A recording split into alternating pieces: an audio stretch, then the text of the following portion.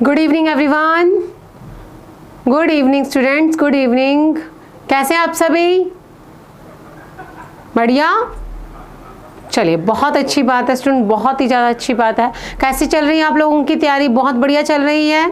जल्दी जल्दी बताइए, जो स्टूडेंट लाइव आ चुके हैं जल्दी से जल्दी अपने कमेंट बॉक्स में बताइए कि आप लोगों की तैयारी कैसे चल रही है। आप लोगों ने कितना अपने अंदर चेंज महसूस किया है कि हम हिस्ट्री को अब कर सकते हैं। अब हमारे लिए हिस्ट्री जो है वो बाएं हाथ का खेल है कि नहीं है? बाएं हाथ का खेल है। किस किस के लिए हिस्ट्री जो है वो बाएं हाथ का खेल है? जल्दी जल्दी बताइए। चलिए, जो स्टूडेंट लाइव आ चुके हैं जल्दी से जल्दी सेशन को लाइक कर दीजिए एंड शेयर कर दीजिए, जिससे कि हम अपने सेशन की शुरुआत कर पाएँ। हमारे सामने जो इतने अच्छे और इम्पॉर्टेंट जो क्वेश्चंस हैं वो जो है हम अच्छे से अटैम्प्ट कर पाएँ, और आपके जितने भी भाई बंधु साथी संगी जो भी कॉम्पिटिटिव एग्जाम की तैयारी कर रहे हैं उन तक सेशन को पहुँचाया जा सके। जल्दी जल्दी आज हम सेशन की शुरुआत करते हैं, अपने क्वेश्चन की शुरुआत करते हैं। मेरे प्यारे प्यारे क्वेश्चन जो हैं आपके प्यारे प्यारे आंसर है, और देखती हैं किस तरह से इसके अंदर एक तालमेल बनता है, एक जोड़ी बनती है, और फिर हम देखते हैं कि हमने कितना अपने अंदर इंप्रूव किया है। क्लियर? बात समझ में आई? चलिए हमने सेशन की शुरुआत करते हैं फर्स्ट क्वेश्चन से। फर्स्ट क्वेश्चन देखिए क्या कहता है हमारा, क्या कहता है first question, which of the following river mentioned in the Rigveda indicates the relation of the Aryans with Afghanistan. सीधा सा क्वेश्चन है, क्वेश्चन देखने पे आप लोगों को बड़ा लग रहा है। क्वेश्चन सीधा सा ये है कि ऋग्वेद में कौन सी ऐसी नदियों के बारे में हमें उल्लेख मिलता है जो अफगानिस्तान की नदियां हैं, जिसका पता चलता है कि आर्यों का अफगानिस्तान से क्या था, रिलेशन था। बात समझ में आई? देखिए क्वेश्चन क्या है, ऋग्वेद में कौन कौन सी नदी का वर्णन हुआ है, और ये नदियां कहाँ की है? अफगानिस्तान की है। कहाँ की है? अफगानिस्तान की। तो ऋग्वेद जो है वो आर्यों से रिलेटेड है। तो आपको ये बताना है कि अफगानिस्तान की कौन सी नदी है जिसका उल्लेख ऋग्वेद में हुआ है, जिससे हमें पता चलता है कि आर्यों का अफगानिस्तान से भी क्या था, रिलेशन था। क्लियर? अब बताइए कौन कौन सी ऋग्वेद में, कौन कौन सी अफगानिस्तान की। यहाँ पर देखिए हम सबको पता है, एक सीधा सा क्वेश्चन बताऊं स्टूडेंट, देखिए अस्कनी भी ऋग्वेद में है, परुष्णी भी ऋग्वेद में है, विपाशा और शत्रुंजय भी ऋग्वेद में है, लेकिन ये सारी क्या है, भारतीय नदियां हैं। यहाँ पर सिर्फ अफगानिस्तान की नदियों के बारे में बात हो रही है। तो अफगानिस्तान की मैंने आप लोगों को शायद कल भी करवाया था। अफगानिस्तान की नदियां कौन सी है? एक तो है कुंभा, एक तो है कुंभा जिसे आप क्या कहते हो, काबुल कहते हो। क्या कहते हो? काबुल कहते हो। एक कौन सी है? क्रुमु। एक कौन सी है? क्रुमु मतलब कि कुरुम मतलब कि कौन सी? क्रुम। बात समझ में आई? एक कौन सी है? सुवास्तु। हालांकि ऑप्शन में नहीं दिया गया, फिर भी याद रखिएगा सुवास्तु। एक है गोमती। ये चारों की चारों क्या हैं? अफगानिस्तान की नदियां हैं, अफगानिस्तान दी रिवर हैं, और इन चारों का वर्णन किसमें किया गया, चारों के बारे में किसमें बताया गया है? ऋग्वेद में बताया गया है। तो आपसे क्वेश्चन क्या पूछा गया? सीधा सा क्वेश्चन पूछा गया कि कौन सी अफगानिस्तान की नदियों का उल्लेख ऋग्वेद में हुआ है, जिससे आपको पता चलता है कि इनका अफगानिस्तान से क्या था, रिलेशन था। यहाँ पे ऑप्शन में सिर्फ दो ही दी हुई हैं, कुंभा और क्रुमु। अगर आपके ऑप्शन में सुवास्तु और गोमती आता तो ये भी इसके आंसर होते, क्योंकि ये चारों की चारों कहाँ की है? अफगानिस्तान की है। कहाँ की है? अफगानिस्तान की है। क्लियर? बात समझ में I student? Most important question है, हमेशा पेपर में छपने वाला क्वेश्चन है, तो ध्यान रखिएगा। ये चार नदियां याद कर लीजिए, आपको दिक्कत नहीं आएगी इसके अलावा, क्योंकि ये चारों ही क्या है, अफगानिस्तान की नदियां हैं। इसके अलावा अस्कनी जो है वो भारत की, आप सभी को पता है। अस्कनी जिसे हम क्या कहते हैं? चिनाब कहते हैं। क्या कहते हैं? चिनाब कहते हैं। वर्तमान में हम किस नाम से जानते हैं? चिनाब के नाम से। परुष्णी को हम किस नाम से जानते हैं? रावी के नाम से। और विपाशा को हम क्या किस नाम से जानते हैं? व्यास के नाम से। और शत्रुंजय को किस नाम से जानते हैं? सतलुज के नाम से। बात समझ में आई? बात समझ में आई? तो ये वो नदियां हैं जो भारत में बहती हैं, और कुंभा, काबुल, स्वास्तु, स्वात, गोमती, गोमल, क्रुमु, ये वो नदियां हैं जो अफगानिस्तान में बहती हैं। तो option number C is right answer. Clear है? ऑनलाइन समझ में आ रहा है? आगे बढ़े नेक्स्ट क्वेश्चन की तरफ। हाँ जी, देखते हैं नेक्स्ट क्वेश्चन क्या कहता है। क्वेश्चन देखिए क्या कहता है, महाजनपदा कितने महाजनपद हैं? 16 महाजनपद हैं। बात खत्म होगी। आगे, situated on the bank of river Godavari, पूछा सीधा सा क्वेश्चन है कि इसमें से ऐसा कौन सा महाजनपद है जो गोदावरी नदी के कंढे, गोदावरी नदी के किनारे बसा होया है।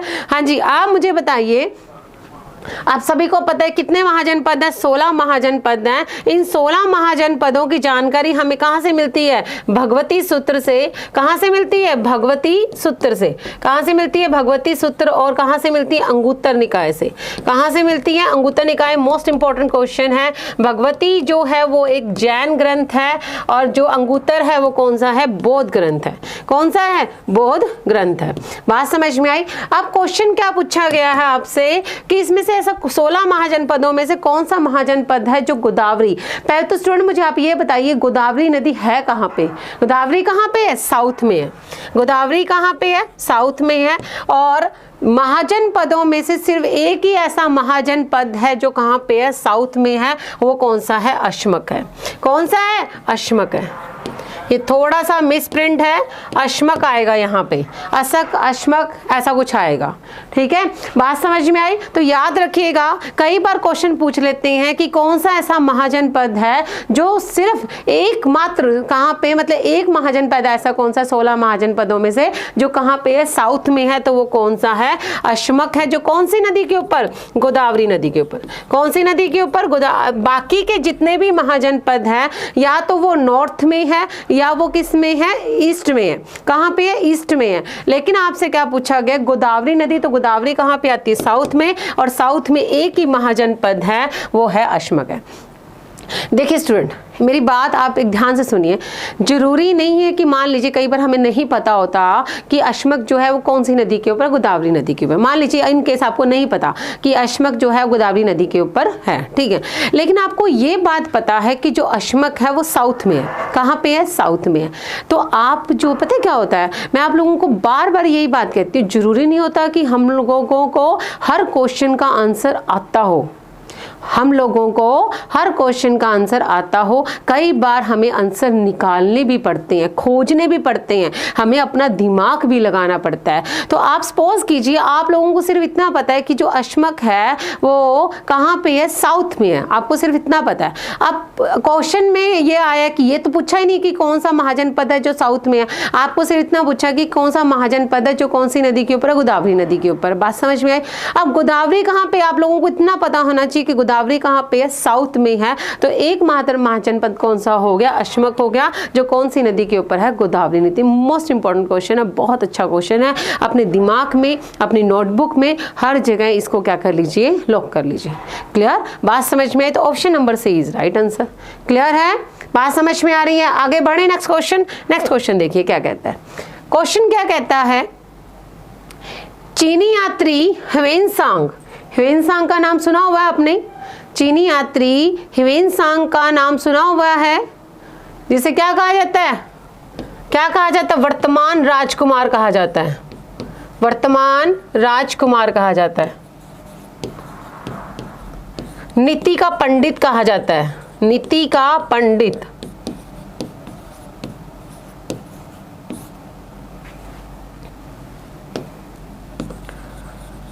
क्या कहा जाता है? नीति का पंडित कहा जाता है।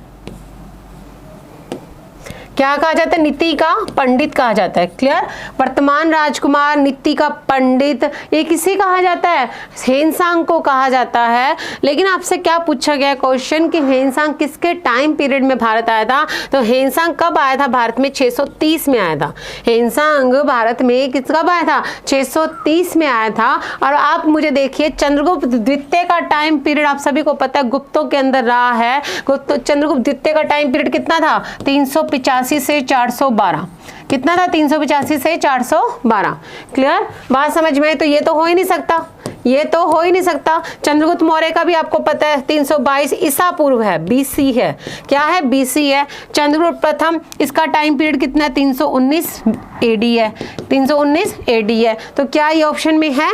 क्या ये आंसर में आएगा? क्योंकि हेनसांग कब आया था? 630 में आया था। तो आप मुझे बताइए चंद्रगुप्त द्वितीय का टाइम पीरियड कितना है? 385 से 412। चंद्रगुप्त मौर्य का टाइम पीरियड कितना है? 322 है। और चंद्रगुप्त प्रथम का टाइम पीरियड कितना? 319 है। ये BC है, ये ईसा पूर्व है, बिफोर क्राइस्ट है।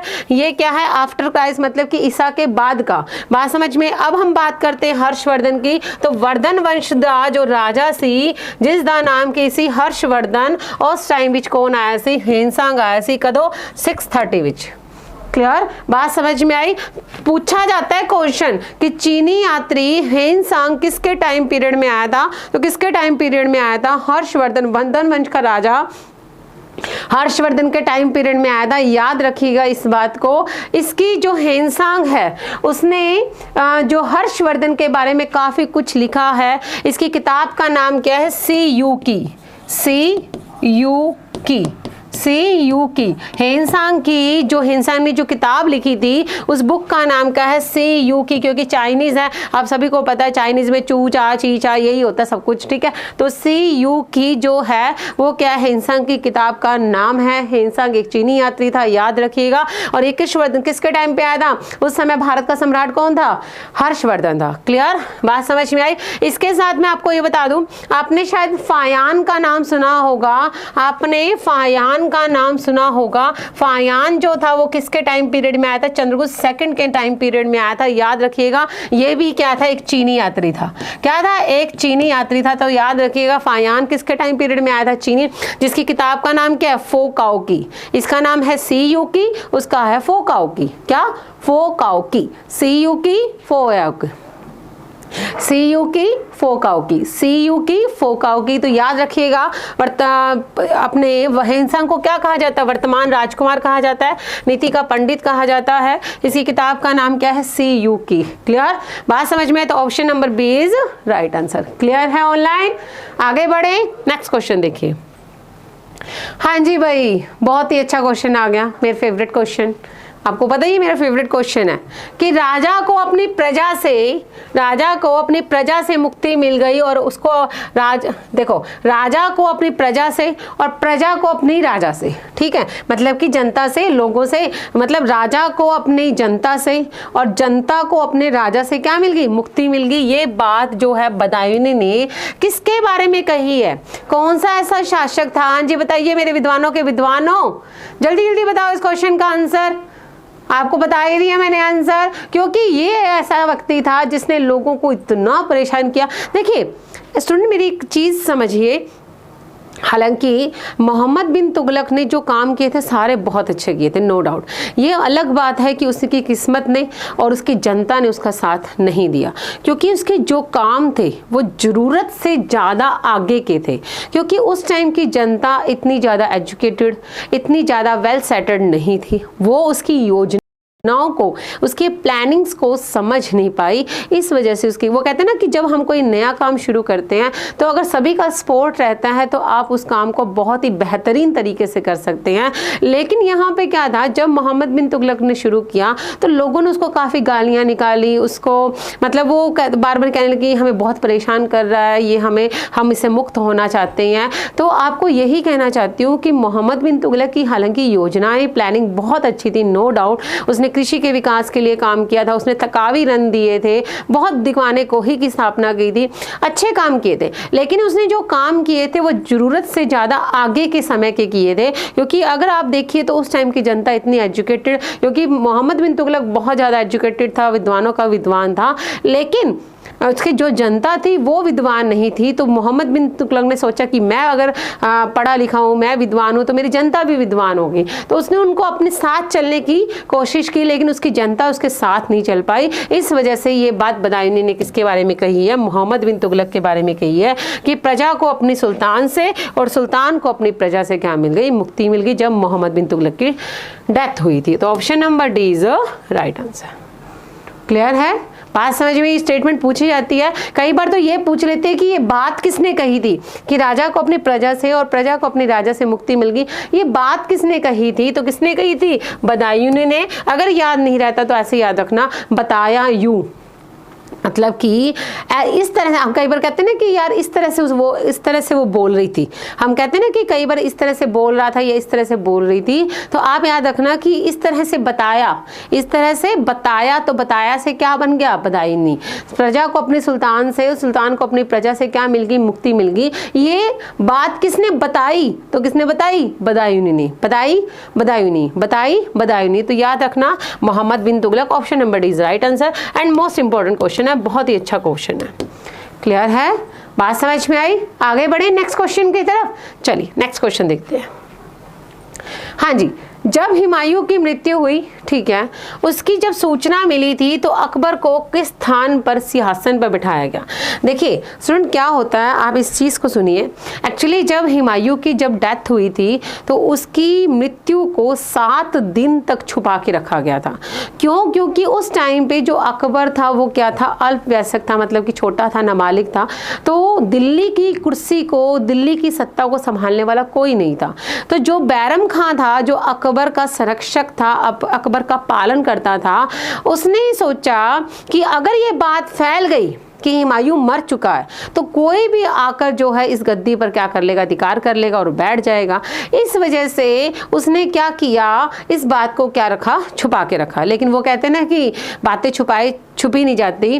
तो जैसे ही ये बात हेमू को पता चली कि हुमायूं जो है मर चुका है, वो क्या करने लगा, कुर्सी पर अधिकार करने लगा। लेकिन इसी बीच बैरम खान ने एक समझदारी वाला काम किया। उसने सोचा कि जरूरी नहीं है कि अकबर का राज तिलक दिल्ली में ही किया जाए। उसने सोचा कि जहां पे अकबर खड़ा है वहीं पर अकबर का क्या कर दिया जाए, राज तिलक कर दिया जाए। मेरी बात समझ में आई कि हुमायूं की जब डेथ हुई तो 7 दिन तक इस बात को गुप्त रखा गया। क्यों, क्योंकि इस बात के लिए ये रखा गया था कि कोई आके गद्दी पर अधिकार ना कर ले। लेकिन ये बात हेमू को पता चल जाती है और हेमू जो है वो आगरा और दिल्ली की तरफ बढ़ जाता है। लेकिन बैरम खां इसमें समझदारी वाला काम करता है और बैरम क्या कर देता है, अकबर का क्या कर देता है, राज तिलक कर देता है, राज्याभिषेक कर देता है। और उस टाइम पे अकबर कहाँ पे था, कहाँ पे था भाई, क्या वो काबुल में था, लाहौर में था, सरहिंद में था, क्या कल्लानौर में था। हाँ जी बिल्कुल सही, option number D is right answer. वो कहाँ पे था, कल्लानौर,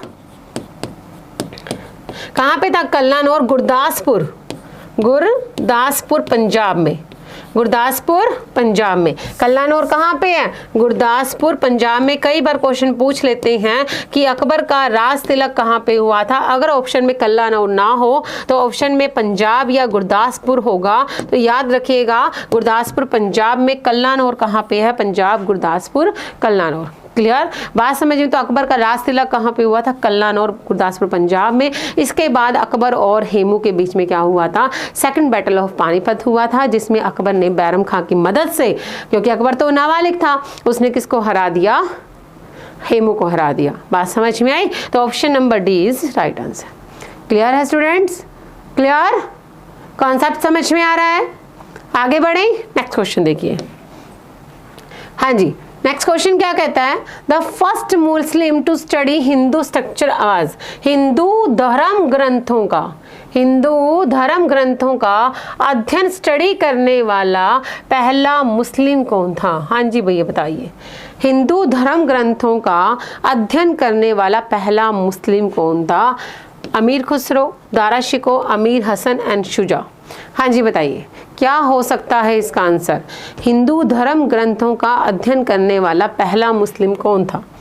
हाँ जी बताइए जल्दी जल्दी स्टूडेंट, कौन था, क्या वो अमीर खुसरो था। मुझे पता है ऑलमोस्ट स्टूडेंट का आंसर अमीर खुसरो ही आएगा, लेकिन यहाँ पे अमीर खुसरो नहीं आएगा, याद रखिएगा। यहाँ पे कौन आएगा, दारा शिकोह आएगा। कौन आएगा, दारा शिकोह। ये शाहजहां का बेटा था, याद रखना, शाहजहां का बेटा था। जब शाहजहां मरा था तो इसने इसको अपना उत्तराधिकारी नियुक्त किया था, दारा शिकोह को। लेकिन वो बात अलग है कि औरंगजेब ने इसको दारा शिकोह गद्दी पर नहीं बैठना दिया। दारा शिकोह जो था उसका हिंदू धर्म ग्रंथों में बहुत ही ज़्यादा इंटरेस्ट था। इसने भगवत गीता का, उपनिषदों का, सब का क्या करवाया था, ट्रांसलेशन करवाया था, वेदों का ट्रांसलेशन करवाया था। तो दारा शिकोह जो है वो एक बहुत ही अच्छा, एक योग्य शासक था, एक अच्छा, एक होता बोलते हैं ना, एक इंसानियत की पहचान जो होती है वो दारा शिकोह में थी, लेकिन औरंगजेब ने उसको बैठने दिया। दारा शिकोह ज्यादा उसने भगवत गीता का, उपनिषदों का, वेदों का, हर चीज का क्या करवाया था, अनुवाद करवाया था। क्लियर? तो पहला मुस्लिम कौन था? दारा शिकोह था। Option number B right answer. Clear है ऑनलाइन स्टूडेंट्स? क्लियर है? भारत का तोता किसको कहा जाता है? भारत का तोता किसको कहा जाता है? अमीर खुसरो को कहा जाता है। भारत का तोता किसको कहा जाता है? भारत का तोता किसको कहा जाता है? अमीर को खुसरो को कहा जाता है, क्योंकि इसने भारत की क्या की है, बहुत ज़्यादा तारीफ की है। इस वजह से इसे जैसे तोता चटर पटर करता रहता है ना, वैसे अमीर खुसरो ने भी भारत के बारे में इतनी तारीफ की है कि इसके भारत का तोता कहा जाता है। क्लियर? बात समझ में? तो option number B is right answer.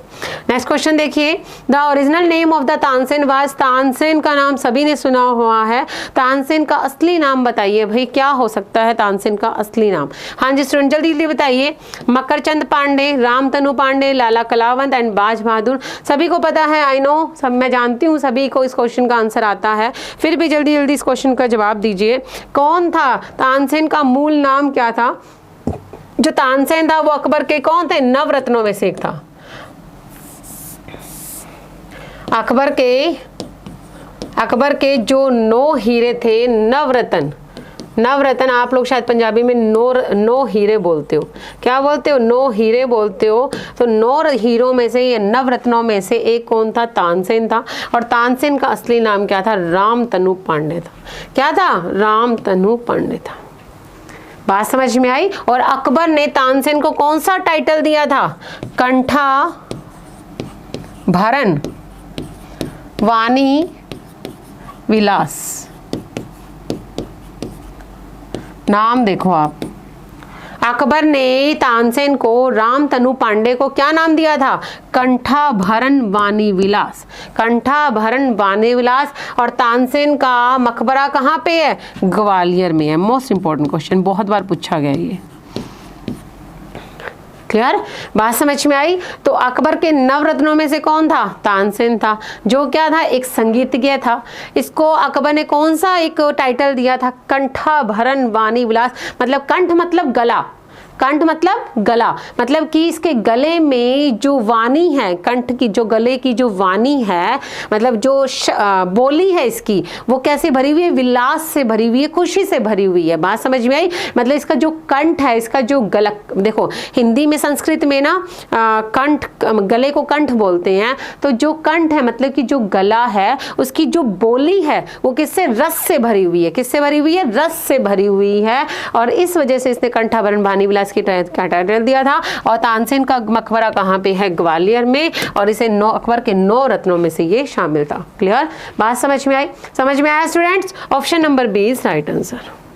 Next question देखिए, the origin name of the Banda Bahadur was, बंदा बहादुर का मूल नाम क्या था? महेश दास, लक्ष्मण देव, द्वारकादास, हरमन्दा। देखिए यहाँ पे आप लोगों को 2 नाम दिखाई दे रहे होंगे, ठीक है। आप लोग सोच रहे होंगे कि मैम ये दोनों ही नाम है, लेकिन मैं आपको सिर्फ इतना पूछना चाहती हूँ, इसका ओरिजिनल नाम क्या था? हालांकि इसका नाम महेश दास भी था, नो डाउट, लेकिन इसका ओरिजिनल नाम क्या था? तो वो कौन था? लक्ष्मण देव था। हालांकि ये भी सही है, ये भी सही है, लेकिन पूछा क्या गया है आपसे? मूल नाम पूछा गया, तो मूल नाम क्या आएगा? लक्ष्मण। मूल नाम वही होता है जो हमारा बचपन में रखा जाता है, उसे हम मूल नाम बोलते हैं। तो मूल नाम क्या था? लक्ष्मण दास था। क्या नाम था? लक्ष्मण। ये अलग बात है कि बाद में इसका नाम महेश दास रखा गया था, लेकिन पहले इसका नाम क्या था? लक्ष्मण देव था। इसे बंदा वैरागी भी कहा जाता है, इसे बंदा बहादुर भी कहा जाता है, बंदा सिंह बहादुर भी कहा जाता है कि तुम क्या हो? बहादुर हो। इसे बहादुर का टाइटल दिया गया था, तुम मेरे बंदे हो। तो ये बहुत सारे टाइटल हैं, लेकिन इसका मूल नाम क्या है? लक्ष्मण देव या लक्ष्मण दास था। क्लियर? बात समझ में आ रही? तो option number B is right answer. Option number B is right answer. Clear है ऑनलाइन स्टूडेंट? समझ में आया? आगे बढ़े नेक्स्ट क्वेश्चन की तरफ। हमेशा क्वेश्चन को ध्यान से पढ़ा करो। मुझे पता है स्टूडेंट बहुत सारे जल्दी जल्दी में महेश दास भी कर सकते थे, लेकिन अगर आप लोग ध्यान से पढ़ो तो मूल नाम पूछा गया, मूल नाम इनका लक्ष्मण देव ही है। इस चीज का ध्यान रखिएगा। नेक्स्ट क्वेश्चन देखिए। हाँ जी भाई, मशहूरी है। पीएस टेट का बैच है जो 11 अप्रैल को स्टार्ट हो चुका है। समय ना गवाइए, वक्त ना गवाइए, बहुत कीमती है समय। तो जल्दी से जल्दी इस बैच को ज्वाइन कीजिए, क्योंकि जो क्लासेज हैं वो रेगुलर चल रही हैं, बैचेस जो है वो चल रही हैं, सिलेबस जो है आज से निकलता जा रहा है। रहा है, तो जल्दी से जल्दी इसको ज्वाइन करो, जिससे कि आप लोगों को अपनी सरकारी नौकरी पाने का जो सपना है उसे क्या कर सको, पूरा कर सको। क्लियर, बात समझ में आई। नेक्स्ट क्वेश्चन देखिए, the third battle of the Panipat was fought between, Panipat की तीसरी लड़ाई किस किस के बीच में हुई थी? हाँ जी भाई बताइए, कितने युद्ध हुए थे पानीपत के? बैटल ऑफ पानीपत कितने हुए थे? 3 हुए थे, आप सभी को पता है। पहला 21 अप्रैल 1526, 21 अप्रैल 1526 किसके बीच में? बाबर और इब्राहिम लोदी के बीच, बाबर और इब्राहिम लोदी के बीच में। दूसरा 5 नवंबर 1556 किसके बीच में? अभी मैंने आपको लोगों को डिस्कस किया था, अकबर और हेमू के बीच में। तीसरा 14 जनवरी 1761 किसके बीच में? अहमद शाह अब्दाली और मराठों के बीच में। किसके बीच में? अहमद शाह अब्दाली और मराठों के बीच में क्या हुआ था? पानीपत का थर्ड बैटल हुआ था, जिसमें कौन जीता था? अहमद शाह अब्दाली जीता था। क्लियर, बात समझ में आई? बात समझ में आई? क्लियर है? आप सभी को पता है हेमू और अकबर के बीच में क्या हुआ था? सेकंड बैटल हुआ था। हुमायूं और शेरशाह सूरी के बीच में चौसा का युद्ध हुआ था। कौन सा युद्ध हुआ था? चौसा और कन्नौज का युद्ध हुआ था। कौन सा? कन्नौज का युद्ध हुआ था। कब? 1539 एंड 1540। 1540। क्लियर, बात समझ में आई? कब? 1540 में। ठीक है, मराठा और अहमद शाह अब्दाली के बीच में कौन सा हो गया? थर्ड बैटल हो गया। और नादिर शाह और मुगल, मतलब कि आप सभी को पता है नादिर शाह को क्या कहा जाता है? एशिया का नेपोलियन कहा जाता है। इसने क्या किया था? जब मुगल बादशाह कौन था? मोहम्मद शाह था। कौन था? मोहम्मद शाह रंगीला था। उस टाइम पे इसने आक्रमण किया था और काफ़ी जो है उसने लूट की थी। तो आप सभी को पता है कब? 1739 में। क्लियर, बात समझ में आ रही है? समझ में आया तो याद रखिएगा, पानीपत का थर्ड बैटल किसके बीच में आया था? अहमद शाह अब्दाली और मराठों के बीच में। इसके अलावा आसपास जो भी हैं उनको भी आप एक बार देख लीजिएगा, जो मैंने आप लोगों को डिस्कस करके बताएं। क्लियर, नेक्स्ट क्वेश्चन देखिए, who succeed Aurangzeb after his death in 1707 AD? Aurangzeb की मृत्यु के बाद उसका उत्तराधिकारी कौन बना था? हाँ जी बताइए भाई, कौन बना था? बहादुर शाह प्रथम, जहांगीर शाह, मोहम्मद शाह एंड अकबर सेकंड। बताइए भाई, जल्दी जल्दी बताइए स्टूडेंट, ऑनलाइन जो भी स्टूडेंट बैठे हैं, कि औरंगजेब की मृत्यु हो गई थी 1707 में। उसके बाद कौन बैठा गद्दी पर? कौन बैठा? बहादुर शाह। कौन बैठा? बहादुर शाह। ये वो ऐसा व्यक्ति है जिसके आप मतलब यकीन नहीं करेंगे कि बच्चे भी अपने माँ बाप के प्रति ऐसा कुछ कर सकते हैं। ये बहादुर शाह वो व्यक्ति है जिसके मरने के बाद इसकी अर्थी को कंधा देने वाला कोई नहीं था। मतलब कि ये जो मरा ना, तो 7 दिन तक इसकी बॉडी जो है, जो इसकी मृतक शरीर था, जो इसकी बॉडी थी, जो मृत शरीर था, वो 7 दिन तक कहाँ पे? ज़मीन पे पड़ा रहा है। कोई उठाने वाला नहीं था इसको। ये ऐसा, इसको मतलब इसकी किस्मत ऐसी थी। कोई इसको पूछने नहीं आया, क्या रीज़न थे वो हमें भी नहीं पता, लेकिन इसकी जो बॉडी है वो 7 दिन तक ज़मीन पे पड़ी रही। उसको उठाने वाला कोई इसका बेटा भी नहीं आया। इसकी किस्मत ऐसी थी। बात समझ में आई? बहादुर शाह, और सबसे अधिक उम्र में, सबसे वृद्ध एज में, सबसे ओल्ड एज में क्या बना था? ये शासक बना था। इसकी जब ईयर 65 ईयर थी तब ये क्या बना था? शासक बना था। और इसकी जल्दी ही मृत्यु हो गई थी। बात समझ में आई? इसके बाद बहादुर शाह के बाद में कौन बना था? जहांगीर शाह बना था। बहादुर शाह के बाद में कौन बना था? जहांगीर शाह बना था। कौन बना? जहांगीर शाह। उसके बाद में फर्रुखशियर आता है, काफी सारे आते हैं। कौन आता है? फर्रुखशियर। कौन आता है? फर्रुखशियर। ये मुगलों के बाद का पीरियड, मतलब मुगलों औरंगजेब के बाद का पीरियड है। पहले आता है औरंगजेब के बाद में बहादुर शाह, फिर आता है जहांगीर शाह, फिर आता है फर्रुखशियर। फर्रुखशियर के बाद में बहुत 2-3 आते हैं, रफीउद्दौला, रफीउद्दराज, इस तरह से आते हैं। फिर उसके बाद में कौन आता है? मोहम्मद शाह रंगीला। कौन आता है? मोहम्मद शाह रंगीला, जिसने भारत के अंदर पूरी तरह से जजिया कर को क्या कर दिया था, खत्म कर दिया था। और इसी के टाइम पे नादिर शाह का क्या हुआ था, आक्रमण हुआ था। क्लियर। अकबर सेकंड ये लास्ट में आता है जब अंग्रेजों का मुगलों के ऊपर अधिकार हो गया था। ये जो अकबर सेकंड है वो अंग्रेजों के अंडर में एक मुगल राजा था। अंग्रेजों के अंडर में क्या था, एक मुगल राजा था।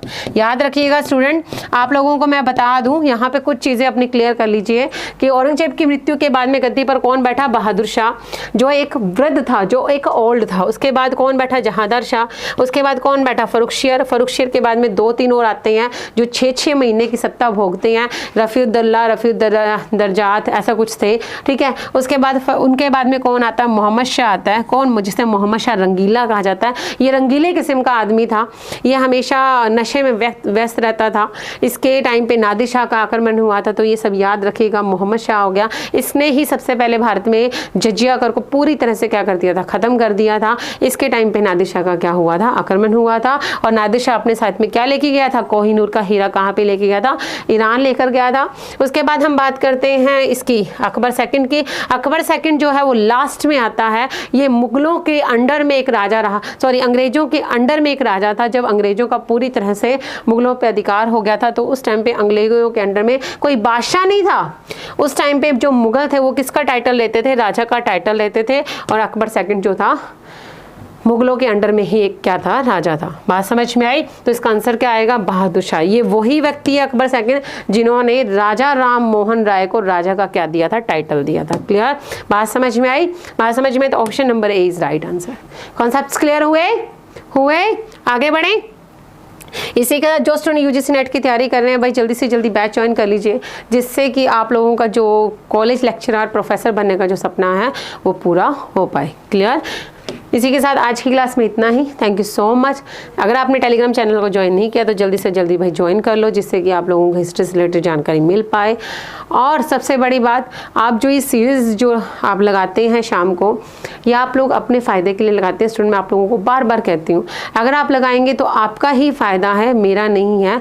मैं यहाँ पर आप लोगों को कॉन्सेप्ट्स करवाने, मेरा उद्देश्य ये है कि मैं आप लोगों को क्वेश्चन के आंसर ना करवा कर, क्वेश्चन के आंसर तो चलो करवाने साथ साथ में, लेकिन आप लोगों को उनके कॉन्सेप्ट्स करवाने, जिससे कि आपका टॉपिक भी क्या हो जाए, क्लियर हो जाए। क्लियर। तो आज की क्लास को हम यहीं विराम देते हैं। Thank you so much.